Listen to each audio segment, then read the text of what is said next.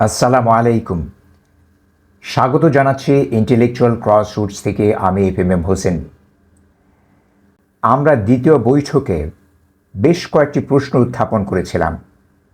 সেসব প্রশ্নের মধ্যে ডমিনেন্ট কোয়েশ্চেন ছিল, কেন খ্রিস্টিয়ান মেজরিটি কান্ট্রি যুক্তরাষ্ট্র এবং পশ্চিমা বিশ্ব ইসরায়েলকে আনকন্ডিশনালি সহায়তা করছে। দ্বিতীয় প্রশ্ন ছিল, কিভাবে খ্রিস্টানদের সঙ্গে ইহুদিদের এত ভালো সম্পর্ক হয়ে গেল, যেখানে ইহুদিরা 2000 বছর ধরে যীশু খ্রিস্টকে ক্রুশবিদ্ধ করে হত্যা করার দায় বহন করে বেড়াচ্ছে। আমরা দ্বিতীয় বৈঠকে বাইবেল থেকে উদ্ধৃতি দিয়ে দেখিয়েছিলাম যে ইহুদিদের মাসরাইয়ে আসার পরে যুক্তরাষ্ট্রসহ সকল খ্রিস্টান শক্তিকে ইসরায়েলের অনুগত হতে হবে। এত সব জানার পরেও যুক্তরাষ্ট্র বা পশ্চিমা বিশ্ব কি করে ইসরায়েলকে এত সহযোগিতা করতে পারে? আজকে একটা বাড়তি প্রশ্ন তুলব। সেইটা হচ্ছে যে পশ্চিমা খ্রিস্টান শক্তি কি ফিলিস্তিন এবং ইসরায়েল এলাকার খ্রিস্টান শক্তিকে পরিত্যাগ করেছে? সেটা জানবার জন্য আপনাদেরকে বলবো, একটা রিপোর্ট এখন দেখে নেবেন।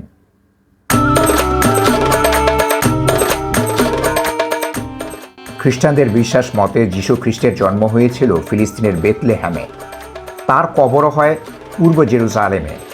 যীশু খ্রিস্টকে যেখানে ক্রুশবিদ্ধ করা হয়েছিল এবং যেখানে তাকে সমাহিত করা হয়েছিল, দুই স্থানে অবস্থিত the church of the holy sepulchre Easter service পালনে ফিলিস্তিন ও ইসরায়েল, এমনকি সারা পৃথিবী থেকে এখানে খ্রিস্টানরা হাজির হয়। আল জাজিরার একটি রিপোর্টে জানানো হয়, এই বছর ইস্টার সার্ভিস পালনে নিয়ন্ত্রণ করা হয়। অনুমতি দেওয়া হয় মাত্র 6000 বয়স্ক খ্রিস্টানকে। এই 6000-এর বাইরে পাদ্রি, এমনকি ভ্যাটিকান সিটি প্রতিনিধি দলকেও সেখানে যেতে দেওয়া হয়নি।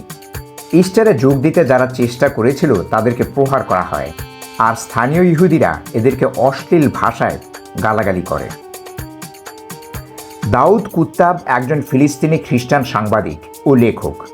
আল জাজিরা অনলাইনে তার একটি লেখায় জানতে পারি, হামাস গঠনের বহু আগেই স্থানীয় খ্রিস্টানদের সঙ্গে বর্ণবাদী আচরণ শুরু করে ইসরায়েল। তিনি বলেন, 1947 সালের নাগবার সময় লর্ড এলাকা থেকে সকল খ্রিস্টানকে বের করে দেওয়া হয়। কুত্তাব বলেন, প্রাণের ভয়ে তার বাবা, চাচা ও দাদি তাদের গ্রাম থেকে পালিয়ে গিয়ে নিজেদেরকে রক্ষা করেন। তার ফুপু ও ফুপুর পরিবার বাস করতেন মুসরা এলাকায়। সেখান থেকে পালিয়ে তারা আশ্রয় নেন বিখ্যাত গির্জা নটর ডেম ক্যাথলিক চ্যাপেলের কাছে, যে স্থানটাকে তারা খুবই নিরাপদ ভেবেছিলেন। কিন্তু সেখানেও ইসরায়েলি স্নাইপারের গুলিতে লেখকের ফুপা নিহত হন।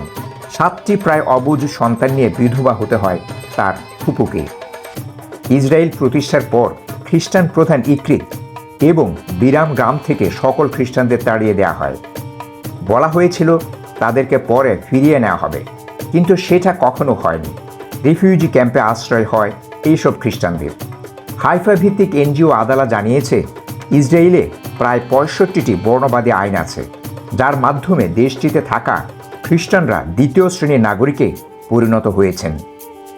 এসব আইনের মধ্যে পুরনো একটা আইন হচ্ছে 1950 সালের ল অফ রিটার্ন, যে আইনের মাধ্যমে শুধু ইহুদিদেরকে ইসরায়েলে ফিরে আসা এবং বসবাসের অধিকার দেওয়া হয়েছে।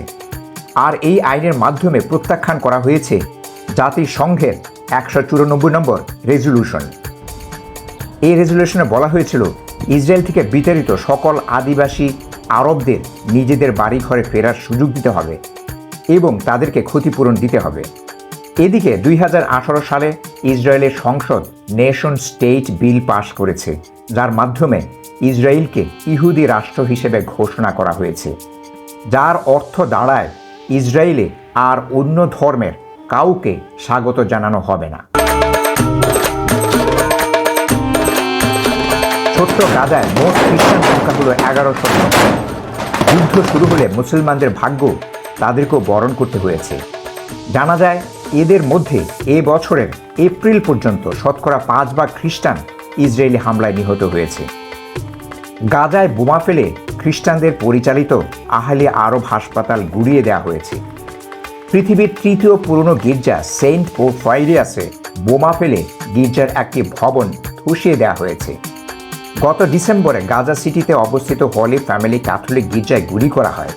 এতে 2 খ্রিস্টান নারী, মা ও মেয়ে নিহত হন।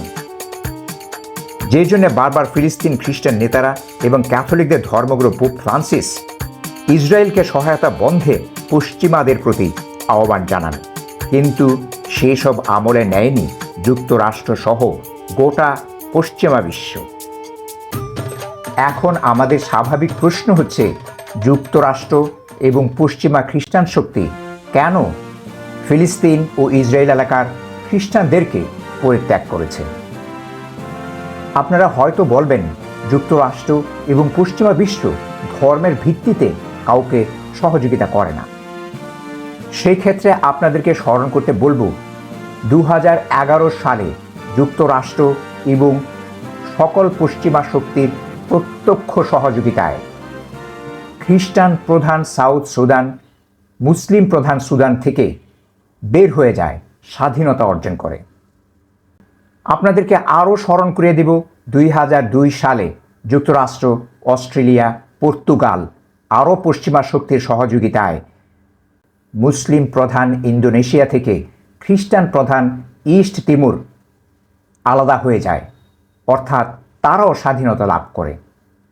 সাউথ সুদান এবং ইস্ট তিমুরকে সহায়তার পিছনে যুক্তরাষ্ট্র এবং পশ্চিমাদের কাছে একটা মাত্র যুক্তিই ছিল, তা হলো তারা ছিল সুদান ও ইন্দোনেশিয়ার খ্রিস্টান প্রধান রাজ্য। তাহলে দেখা যায় যুক্তরাষ্ট্র ও পশ্চিমা বিশ্ব খ্রিস্টানদেরকে পরিত্যাগ করে না, সহায়তা দিয়ে থাকে। কিন্তু কী কারণে যুক্তরাষ্ট্র এবং পশ্চিমা বিশ্ব ফিলিস্তিন ও ইসরায়েলে থাকা খ্রিস্টানদের ব্যাপারে উদাসীনতা দেখাচ্ছে, তাদেরকে উদ্ধারে কোনো সহযোগিতা করছে না? এইসব প্রশ্নের উত্তর জানাবো ইনশাল্লাহ 4র্থ বৈঠকে। বিদায় নিচ্ছি, আল্লাহ হাফেজ।